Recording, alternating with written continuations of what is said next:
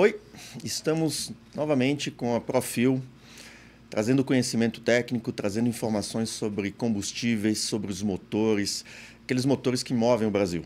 E o nosso objetivo, como sempre, trazer conhecimento técnico que você possa gerenciar melhor a sua manutenção, a frota que você opera ou simplesmente o seu carro.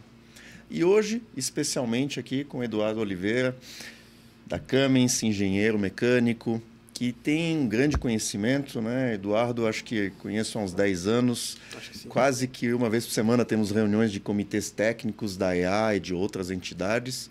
Eduardo, obrigado por ter aceitado o nosso convite. Oi, Gilles, obrigado. Obrigado, Carla. Imagina, bem-vindo. Muito obrigado. Bem-vindo.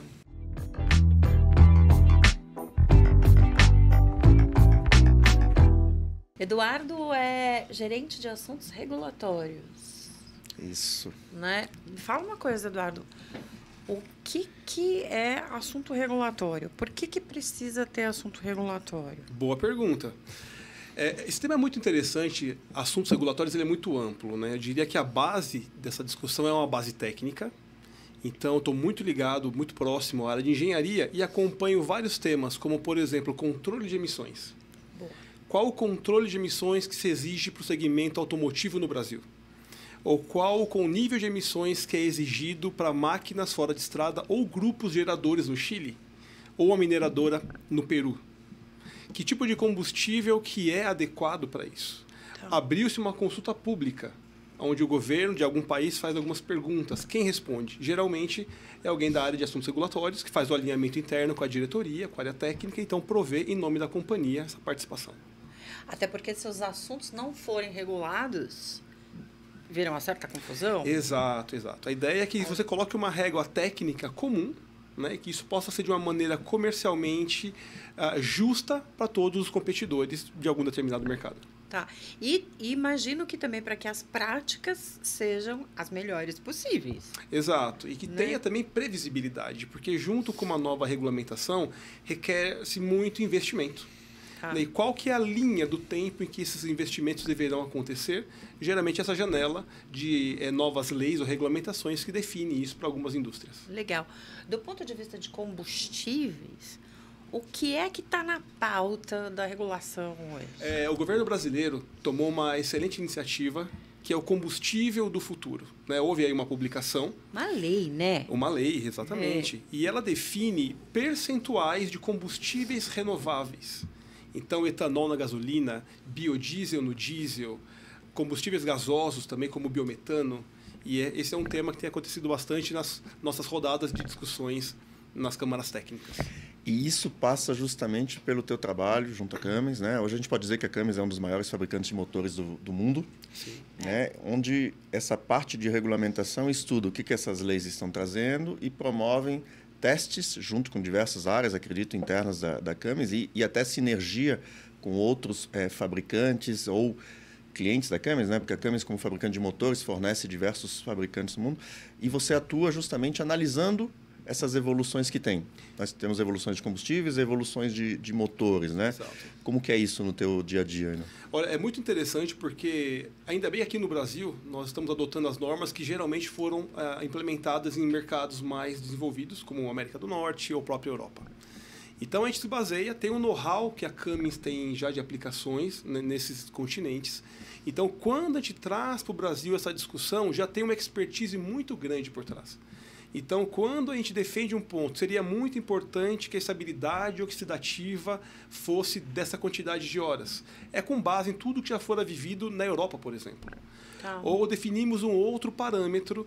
Então, isso não é porque a gente imagina, né, ou alguém teve assim, uma ideia de pedir alguma coisa, senão porque foi detectado tecnicamente com horas de rodagem em dinamômetro, que é um banco de provas, ou em rodagem veicular real, que tira-se esse know-how e faça, então, uma proposta técnica para que o nosso país possa evoluir também. E isso protege da sociedade também. Sim. É verdade. Um combustível mal especificado, não que isso é feito de propósito, claro que não.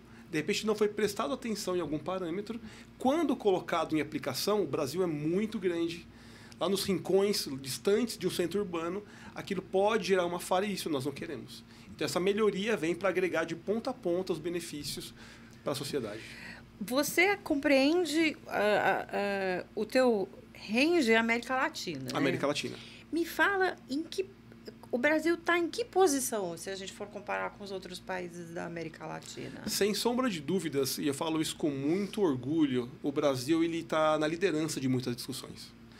E explico a razão. Nós temos aqui, por exemplo, iniciativas como essa do combustível do futuro, do ponto de vista governamental, que estabelecem marcos regulatórios muito robustos. Isso é muito bom. Nós temos um outro aspecto, várias associações. Algumas que envolvem academia, governo, indústria, outras mais ligadas à indústria de autopartes, outras mais ligadas à indústria de produtores de veículos. E todo esse grupo, esse ecossistema de pessoas discutindo, agrega muito conhecimento. Então, e aí nós temos várias linhas de atuações, como controle de emissões para veículos em estrada, ou on-highway, como dizemos, caminhões e ônibus. Nós temos o controle de máquinas fora de estrada, pá carregadeira, equipamento de agricultura e construção. E temos também o grupo de geradores. Esses são os 3 segmentos que mais são conhecidos, né? E o Brasil tem tido frentes de conversa na maior parte deles. Então, o Brasil hoje é Euro 6 para o segmento automotivo. Sim. Foi o primeiro da região a adotar. Então, eu respondo a sua pergunta, ele mostrando o seu tamanho e a sua importância, foi o primeiro. Estamos ficando para trás em algumas discussões, como o controle de emissões para máquinas fora de estrada. Mas o combustível S10, né, que é necessário, tem 10 partes, né, por milhão de enxofre, ou S de sulfuro em inglês. No diesel, né? No diesel. O Brasil já tem também disponível desde 2012, ou seja, cerca de 12 anos. Então, nosso Brasil tem tido, e claro, vamos falar um pouco mais disso, eu imagino, no quesito sustentabilidade, o Brasil tem dado um show também nesse aspecto.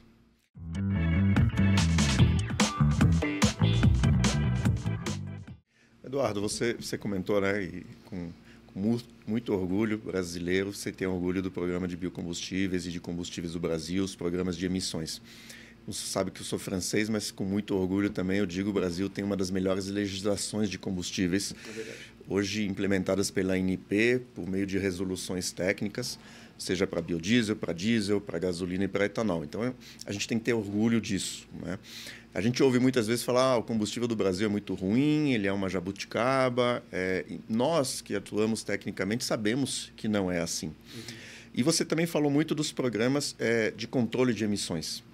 Qual a importância dos combustíveis renováveis, como o biodiesel, como o etanol na gasolina, para esses programas de controle de emissões? Olha, é fundamental, porque na visão da Camis, por exemplo, a gente entende que a descarbonização é um trajeto, uma jornada, como nós dizemos lá. Né? Então, alguns continentes, como o europeu, definiu-se na eletrificação como a sua única rota, por exemplo.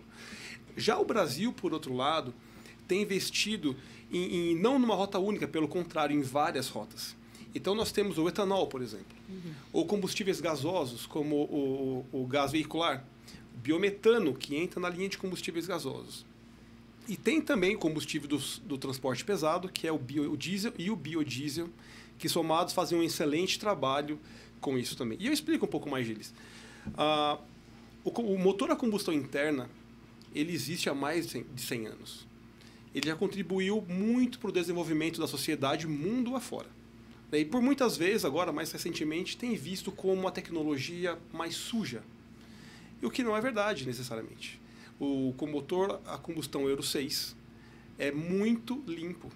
Soma-se a isso um combustível de boa qualidade, com boa especificação, um trabalho muito bem feito pela ANP recentemente.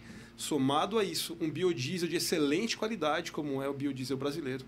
Então, nós temos até misturas que chegarão a 20%, o nosso B20. Então, é muito importante que a jornada de descarbonização passe por motores mais limpos e combustíveis verdes. E aí sim, continuaremos evoluindo à medida que cada nicho, cada segmento demandar, mas ele é um grande possibilitador de descarbonização. E nesse sentido, o Brasil é um celeiro de soluções, não é? Muito, cara. Você entende a eletrificação veicular como uma rota única? Não, né? Não, ela é uma rota muito importante, ela tem o seu espaço, ela tem o seu nicho. A companhia que trabalha, a Camis, ela tem investido nesse segmento também, mas definitivamente não é o único, né, rota.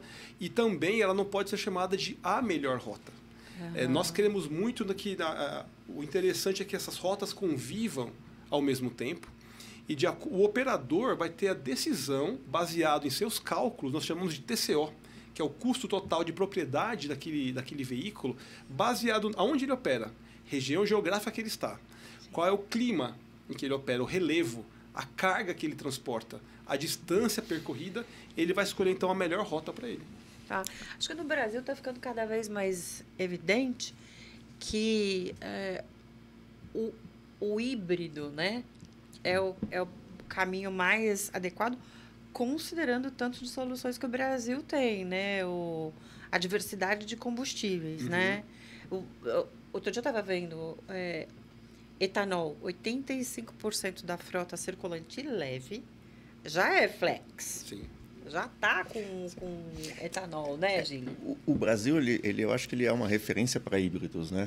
Hoje a gente está usando muito a palavra híbrido entre um veículo elétrico ou a combustível, mas a gente tem o híbrido, se a gente olhar os carros flex, ele deixa de ser um híbrido também, porque a gente tem gasolina, o etanol, ele é biocombustíveis. Mas o Brasil é um celeiro de oportunidades para isso, né? O que o Eduardo colocou, nós podemos ter cidades, por exemplo, grandes centros como São Paulo, pode ter muito carro elétrico, pode ter muito carro híbrido.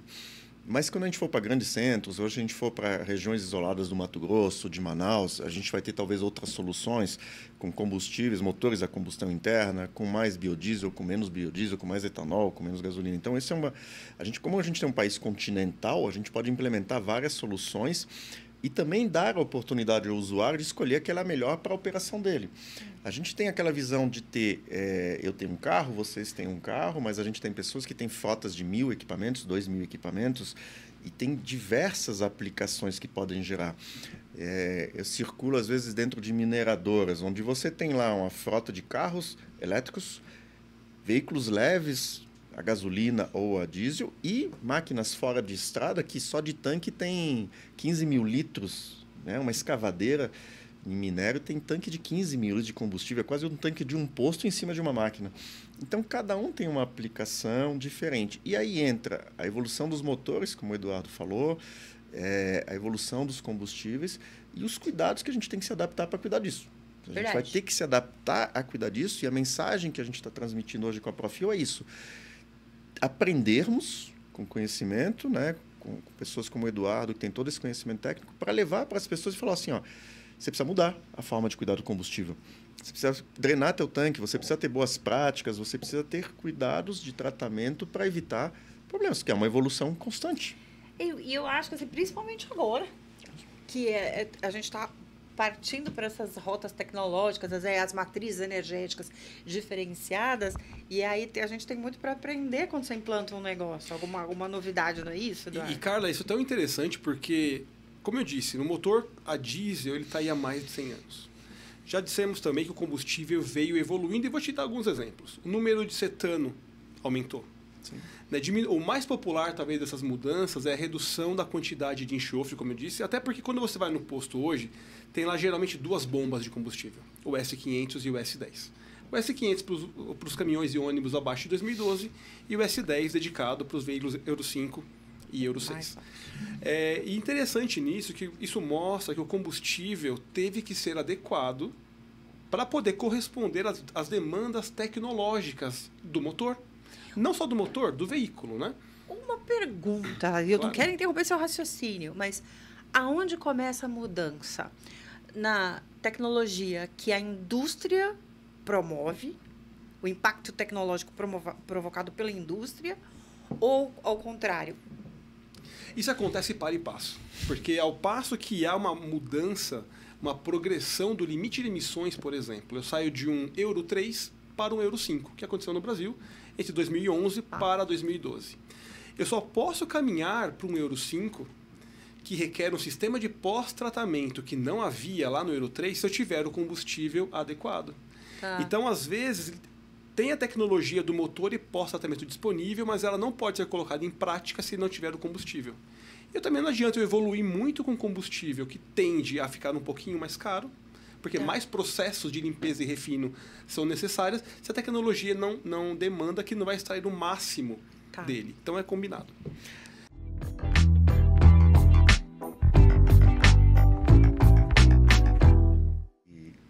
acho que é importante explicar para os ouvintes isso. Você falou de tratamento pós-combustão. Ok. Em 2012, nós passamos para o Euro 5. O Euro 5, Euro 6, Euro 3 é um tipo de motor, vamos poder dizer assim, certo? E cada tipo de motor, conforme essa evolução, a gente está reduzindo as emissões. O objetivo, o programa ambiental, que não é só exclusivo do Brasil, é um programa ambiental no mundo todo, ele vem para reduzir as emissões. Mas aí você falou de tratamento pós-combustão. Explica isso, porque muitas vezes a pessoa que tem um caminhão, né, e hoje a gente está com tratamento pós-combustão muito forte ainda nos veículos, dos caminhões pesados, ela não entende. Eu tenho, às vezes, pessoas que me perguntam e falam assim, mas o produto da Actio é igual a um Arla. Então, explica o que é esse tratamento pós-combustão, porque ele é algo que gera muita dúvida. Tá bom, vamos lá. O motor Euro 3, que chamamos de Euro 3, toda a câmara de combustão ela é capaz de administrar ali a queima, e aí eu tiro potência, cuido do consumo de combustível e também me preocupo com os gases que serão emitidos que não podem ultrapassar um certo limite. Material particulado, NOx são os mais famosos, né? E aí, à medida que eu evoluo para o Euro 5, reduz drasticamente esses limites de emissões, reduz muito o limite de emissões. Então, aquele controle que era feito dentro da câmara de combustão, dentro do cilindro, já não é mais capaz de reduzir tanto. Então, foi colocado, né, depois, fora do motor, ali na sequência do cano de escape, sai da turbina, na sequência, um catalisador. Então, o Euro 5, né, a nossa companhia usa o SCR, como chamamos, que utiliza-se o Arla. Então, injeta-se o Arla ali no gás de escape, eles reagem. Então, lá dentro do catalisador tem uma reação química e é possível, então, reduzir-se bastante as emissões. Quando saímos do Euro 5 e chegamos agora no que chamamos de Euro 6, reduziu-se drasticamente de novo na sequência. Então, manteve-se ali aquele sistema de pós-tratamento que já havia no Euro 5, e agregou-se antes a ele outros componentes, chamamos de DOC e DPF, Exatamente. Que é um filtro catalisador, né, que está um pouco antes ali, e depois um filtro que filtra de fato as partículas. Basicamente, em linhas gerais, sem errar muito aqui, o motor agora está otimizado para reduzir primariamente o material particulado, e mesmo assim, logo na sequência, tem um filtro de material particulado, e lá na frente, depois que se injeta a ureia, existe uma reação química que se reduz o NOx. Saindo então lá no final desse processo todo, é quase uma usina química, né? Lá no final sai então um gás muito mais limpo do que foi gerado originalmente pela câmara de combustão. Então tudo isso para reduzir as emissões, para reduzir gases nocivos ao ser humano. Exato, exatamente. Então é importante a gente dar essa informação, porque tanto a evolução dos combustíveis, a adição de combustíveis renováveis, a evolução dos motores com sistemas pós-tratamento, ela visa proteger o ser humano. Perfeito. E muitas vezes as pessoas criticam essas ações dizendo assim, poxa, vou dar exemplos, a Petrobras fica inventando combustíveis novos. Primeiro que não é a Petrobras que cria combustíveis novos. Ou lança-se novos motores que aumentam o meu custo. Agora eu tenho que botar o Arla 32, isso custa mais caro. Pessoal, isso é muito importante para preservar a saúde do ser humano. Mais uma vez, nós saímos há pouco tempo de uma pandemia onde todo mundo usava uma máscara o tempo todo. Se a gente não quiser que daqui a uma década, se a gente não quiser que nossos filhos, se a gente não quiser que os nossos netos vivam com máscaras, a gente tem que continuar evoluindo e deixar de emitir pelos motores a combustão gases nocivos ao ser humano. Então, toda essa evolução veio para isso, veio para proteger o ser humano. Então, é importante deixar essa mensagem clara. E aí, claro, toda mudança gera uma adaptação. E aí a adaptação são as boas práticas, a adaptação são tratamentos de combustíveis. Com essas formas a gente consegue preservar o funcionamento do motor. O time do Eduardo, o time da Cummins e de vários fabricantes, imagine, são pessoas e pessoas, engenheiros e engenheiros, técnicos e técnicos, pensando todo dia em como melhorar as emissões.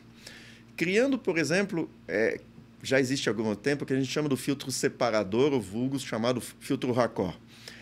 Foi desenvolvido. Lá embaixo tem uma torneirinha. Uhum. Essa torneirinha tem que ser aberta pelo menos uma vez por semana. Mas a gente sabe que ninguém abre. Então, não adianta a gente pensar em soluções e elas não serem adaptadas ao nosso dia a dia. Vou complementar o seu comentário de uma maneira pouco técnica, mas muito instrutiva. Eu tive a experiência de, pessoalmente, eu gosto muito de caminhão. Sempre que eu posso, eu sento ali, eu gosto de viver esse ambiente. Eu acelerei um veículo Euro 3. Você via, na hora que você acelera, é muito comum dos veículos a diesel sair por alguns segundos um tucho escuro ali. E aí acelerei também um veículo Euro 5 que você já não via. E o Euro 6 tampouco. Você pode acelerar à vontade e você não vê. Então é um exemplo não técnico, não quantificável, mas que os nossos olhos enxergam que num trânsito, aqui em São Paulo conhecemos a Marginal Tietê, tem muitos caminhões. E imagina aquele ambiente de caminhões que não emitem aquela fumaça preta. E eu vou também caminhar na sua direção no que você falou dos cuidados necessários. O Arla é muito importante. A gente falou do motor, falamos do combustível, mas tem um novo consumível aí desde 2012, que é o Arla 32. Né? Ele, se ele é de má qualidade, ele pode parecer barato na compra, naquele momento. Mas ele vai gerar uma possível contaminação em todo o sistema, que pode chegar a um ponto de ser irreversível. De cara, não atende às emissões como deveria e, acima de tudo, causa um dano permanente nesse sistema de pós-tratamento. Então é muito importante observar que é um Arla de qualidade ser utilizado para que essa preocupação de impacto em custo não seja maximizada. Só para explicar um pouco isso que o Eduardo está falando, o Arla 32, ele tem 32% de ureia e o resto é uma água, só que uma água específica. E o que tem acontecido um pouco no Brasil, já é um produto extremamente barato, o Arla, mas o que tem acontecido em algumas regiões do Brasil é que pega a água da torneira, pega ureia de agricultura, que não é o mesmo tipo de ureia, mistura e vende como se fosse o Arla. Acredite, tem isso no Brasil. E o que acontece? Isso danifica o catalisador. Ele começa a entupir toda a colmeia que tem dentro, ele perde a funcionalidade dele, porque usa esse Arla falsificado. E o custo de um catalisador em um caminhão, às vezes, pode chegar a 15% do preço do caminhão, 20% do preço de um caminhão, é extremamente caro. Então, não vale a pena você economizar num produto que não tem uma origem boa. A gente está falando de biocombustíveis também, né? Veio ali da natureza, é bio, ele deve trazer nele... Como é que a gente pode falar? Partículas, talvez. Partículas. E essas partículas vão entrar nesse combustível, nessa gasolina ou nesse diesel e vão provocar algum tipo de contaminação, talvez, ou não. Veja, o combustível hoje, seja o etanol, o biodiesel, na forma de produção que nós temos no Brasil, e seguindo as normas orientativas da Agência Nacional do Petróleo, ANP, ele tem uma qualidade muito boa. Tá. Mas, como você disse, por ser um produto renovável, ele é mais sujeito à degradação. Ele pode se degradar. Então, ele é um produto mais sensível do que o diesel de petróleo, que a origem é o petróleo, ou a gasolina, que também tem a origem do petróleo. Imagine que o petróleo está lá há milhares de anos, então ele já se protegeu sozinho. O biodiesel não, ele é um óleo de soja, ele é um óleo de algodão, ele é uma gordura animal. Então, ele já tem uma característica de ser um pouco mais sensível à degradação. O que é a degradação? O que vai agredir ele? Calor, luz, isso tudo vai gerar, primeiro, uma condensação natural, mas isso se forma num tanque que tenha só diesel, que tenha biodiesel, a condensação ocorre, gera água. O oxigênio presente no ar vai agredir ele. E ele, por ser mais sensível, ele pode oxidar mais rápido. E aí, quando ele oxida, ele forma sedimentos. E esses sedimentos se acumulam no fundo do tanque. E aí pode saturar filtro, pode dar problema na bomba e bico injetor.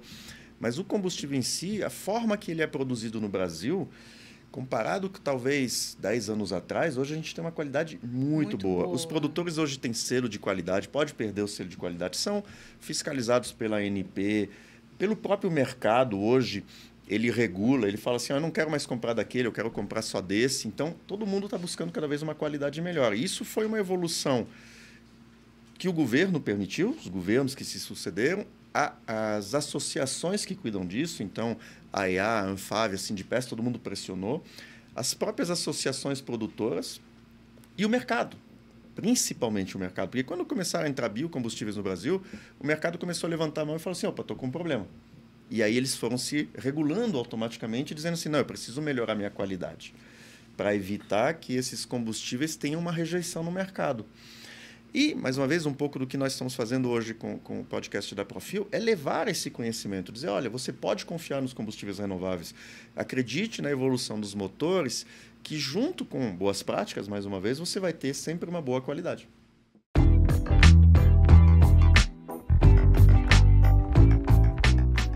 Eduardo, desafios. Quais são os desafios do ponto de vista de combustíveis e tecnológicos que a gente vai enfrentar? Enfrentar não, experimentar, né? Porque desafio tecnológico é bom. Eu acho que o desafio que nós temos pela frente, que ele é inevitável, mas ele vai ser muito bom de ser vivido, é a combinação no Brasil de termos aí o Euro 6, Tá. né?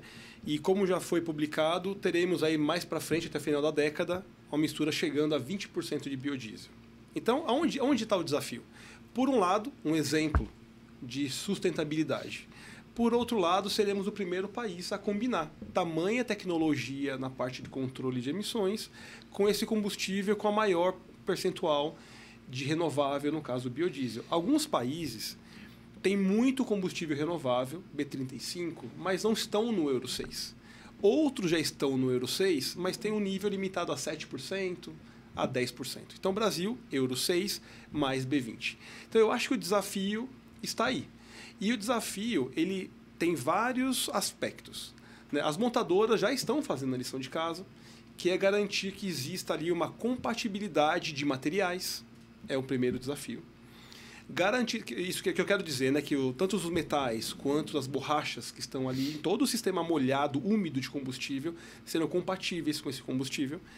Esse veículo também tem que atender emissões por 700 mil quilômetros ou 7 anos, os veículos pesados. Então, é um mega desafio. Não basta produzir, passou no teste e aí não. Por 7 anos ele tem que garantir.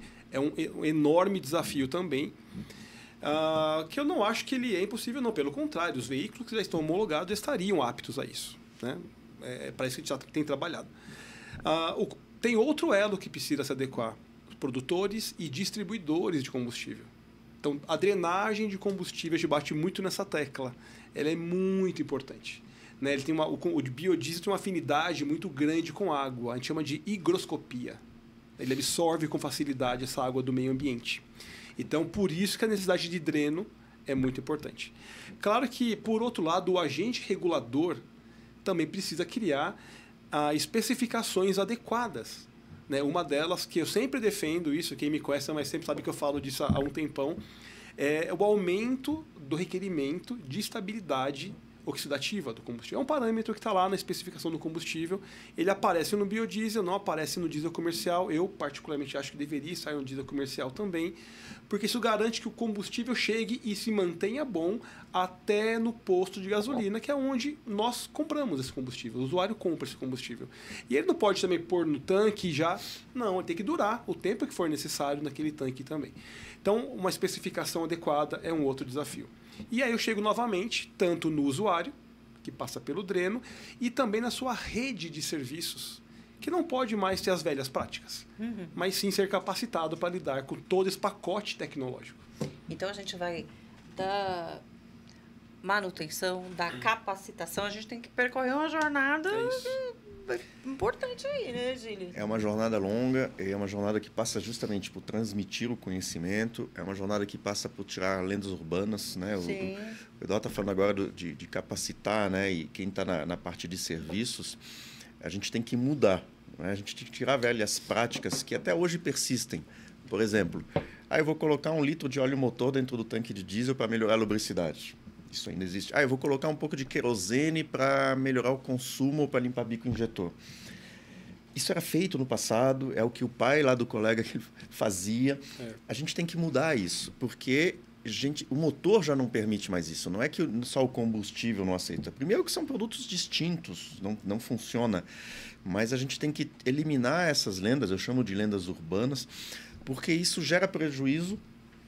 E, às vezes, o prejuízo não aparece na primeira semana.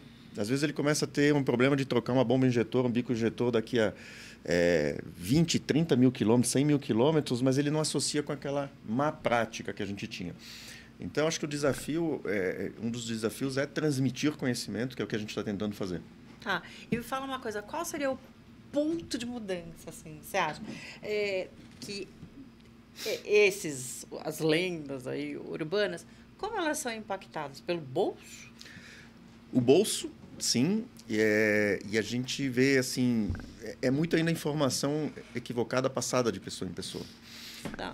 E isso gera despesas, gera custos. Só que a gente só descobre isso na prática, muitas vezes. Então, nós descobrimos, muitas vezes, essa de colocar óleo motor dentro do tanque, fazendo uma análise físico-química do diesel. Então, a gente ir lá, pega uma amostra do diesel, consegue, via, às vezes, uma cromatografia ou outra, achar, poxa, mas tem óleo motor, não era para ter óleo motor aqui dentro. Então, estar muito no campo, e aí a indústria ir para o campo, nós vamos ao campo todo dia. O campo vir aqui, quando eu falo campo, é o usuário, é o motorista de caminhão, todo mundo começar a entender. Por exemplo, o motorista de caminhão, eu vejo que ele é um grande formador de opinião para cobrar do posto e falar, vem cá, quando é que você limpou o tanque a última vez?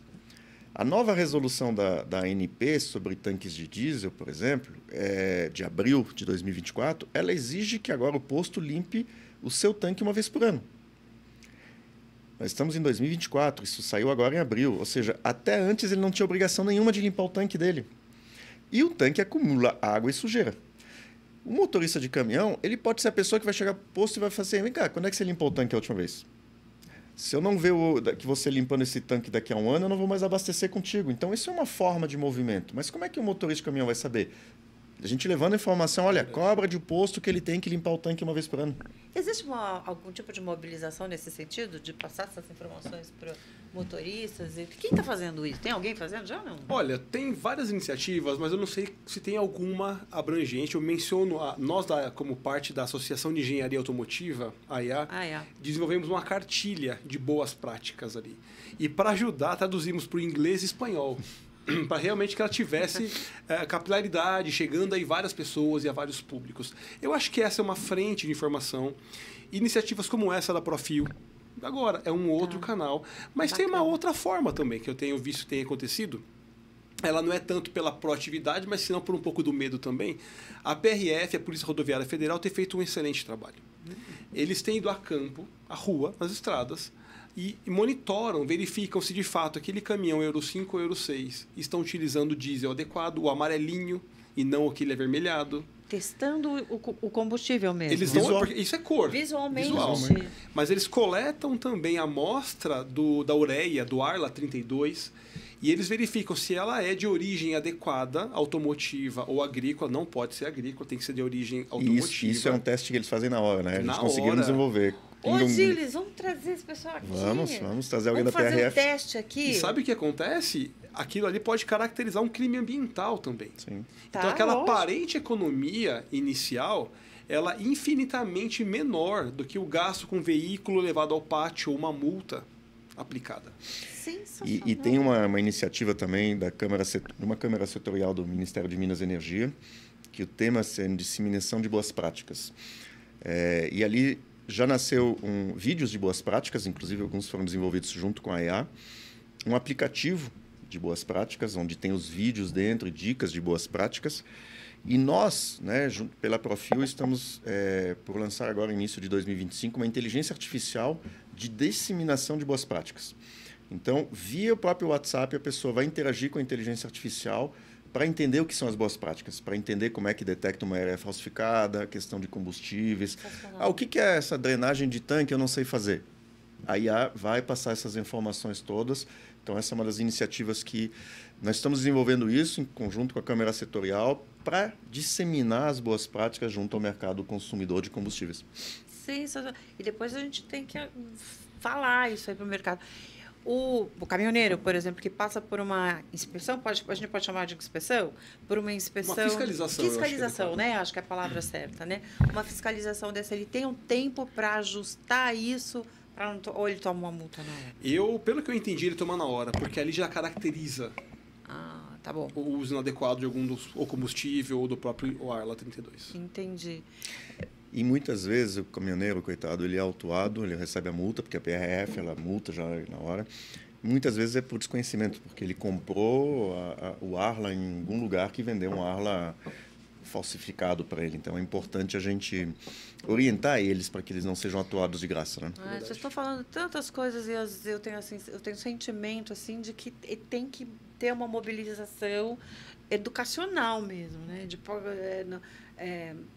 passar conteúdo, passar informação para que vire cultura, porque senão não vira a cultura da manutenção, do cuidado, etc. e tal. É isso? É isso. Agora, Carla, uma coisa que eu queria pontuar também, que a gente acabou não falando aqui, mas eu acho muito importante.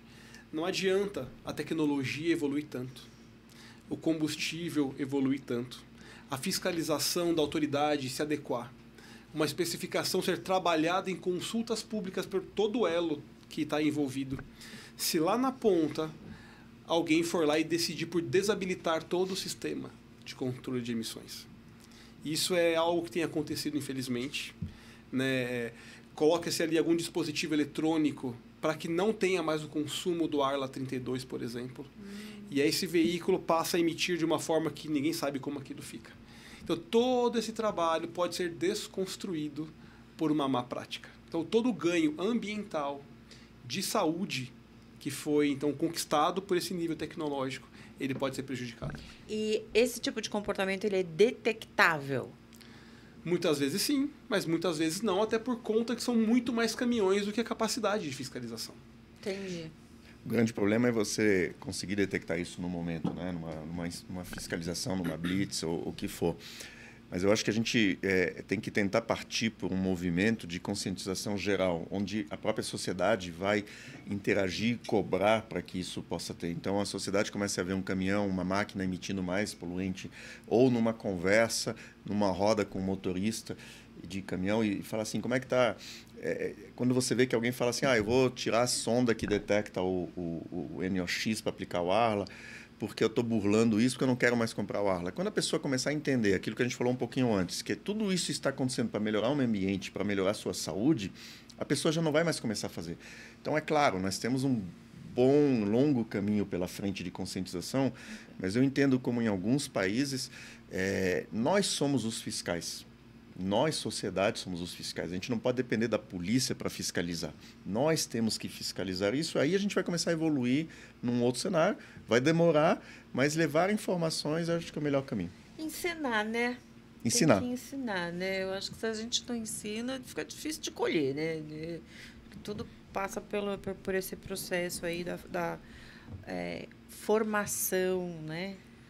Assim você deixa o sujeito mais orientado lá na frente. Às vezes é por puro desconhecimento. Sim.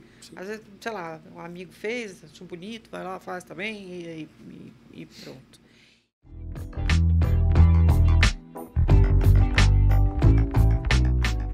Vem cá, existe uma iniciativa conjunta da Cummins e da ActOil no sentido de gerar conteúdo ou que não seja conjunta? Quais são as iniciativas no sentido de capacitar esse pessoal que precisa estar sabendo dessas coisas todas? Nós começamos no passado já até um trabalho dentro de casa. A Cummins foi uma das pioneiras em tratar o combustível dentro de casa. Tá. Então, quando se fabrica um motor hoje, o diesel que é utilizado em teste desses motores já é um diesel que tem um cuidado especial. Então, passou-se por treinamentos, por drenagem dos tanques da fábrica da Cummins em Guarulhos. Então, já existe uma sinergia nesse sentido. E a Cummins, de novo, foi uma das pioneiras a cuidar do diesel dentro de casa. Tá. Então, não é só ela cuidar do diesel que o usuário do motor dela. Então, ela começou trabalhando de casa, pela sua rede de distribuidores, leva esse conhecimento àqueles que têm os motores Cummins instalados dentro dos mais diversos clientes que tem, né? Porque a Cummins é fornecedora de motores para diversas marcas. Exato. Então, essa parceria foi de levar esse conhecimento até o usuário final. Mas uma iniciativa muito boa da Cummins, que de novo foi uma das pioneiras, ela começou fazendo dever de casa. Entendi. E aí a gente entrou lá, a gente ajudou, a gente orientou, aprendeu juntos em algumas situações e foi evoluindo nesse sentido. E a ActOil tem a Unioil, né? E a ActOil tem a Unioil, exatamente. A Universidade Corporativa ActOil, que é um curso EAD gratuito para as pessoas aprenderem as boas práticas, aprender o que são os combustíveis. Por exemplo, o Eduardo falou agora do cetano. Na Unioil tem um curso que fala o que é o cetano, que fala por que tem lubricidade no diesel. Então, a Unioi está disponível para um curso EAD para levar mais conhecimento para as pessoas. Adorei essa ideia também da inteligência artificial, um bot conversa ali que vai te dando uma aula. A Suzy falou do aplicativo também. Exatamente. Um monte de coisa acontecendo, né? Isso mesmo. Muito bacana. Eduardo, eu acho que ele vai ter que voltar. Estou à disposição. Eu acho que você vai ter que voltar aqui, porque é um assunto muito bom. E eu imagino que se a gente voltar aqui com o pessoal da polícia, ou talvez até alguém de combustíveis mesmo, a gente leva ainda mais conteúdo, não é? Estou às ordens. Né? Ok. E vai ser muito bem-vindo, como está sendo hoje. Muito obrigado. Né?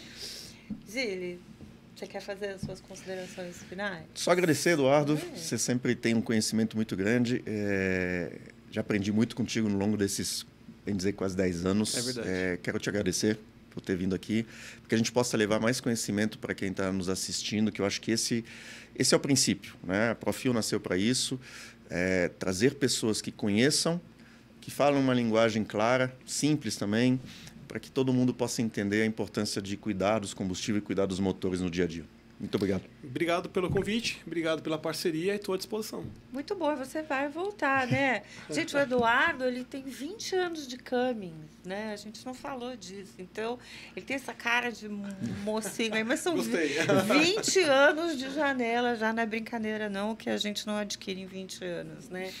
E, então, tem que agradecer, gente, obrigada, né? Eduardo, bem-vindo e até a próxima. Até. Né? Você jogou essa conversa lá para cima, em alto nível, né, Gi? Verdade. E ele vai voltar, porque é assim que a gente quer que o Profil fique. Profil Green Oil volta com vocês logo mais. Você fica conectado aqui com a gente também. Você não esqueça de ativar o sininho, de curtir, de ir na página do Instagram. Dá uma fuçada lá no site da ActOil para ver essa história do aplicativo e desse chat que vai te dar dicas num bate-papo digital ali. E acompanha a ActOil, acompanha esse podcast, porque aqui tem riqueza de informação e toda a informação que tem aqui é para fazer você ter um dia melhor amanhã, mais produtivo, mais próspero também. E a gente fica por aqui, mas a gente te espera. Até a próxima. Obrigado.